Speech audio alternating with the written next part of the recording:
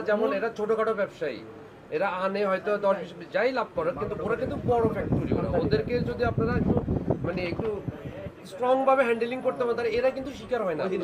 তাহলে এনাদের দায়িত্ব হচ্ছে এটা দেখে নেওয়া। ডেফিনেটলি স্যার, এটার জন্য আপনারা করতেছেন, আমরাও আমরা করছি, আমরা না আপনাদেরকেও করতেছি। সহযোগিতা আমরা চেষ্টা করবো ইনশাআল্লাহ।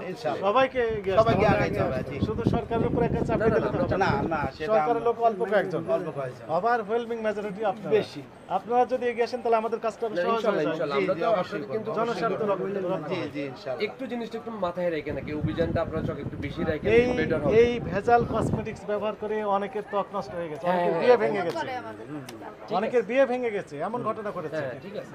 এমনি তার বিয়ে হতো, অথচ সে মনে করছে আর একটু সৌন্দর্য লাভের জন্য সে ব্যবহার ব্যবহার করেছে। করছে। লেখা আছে এগুলো যে ত্বক ফর্সাকারী ক্রিম, দেওয়ার পরে ত্বকই নেই, তার ত্বক পুড়ে গেছে।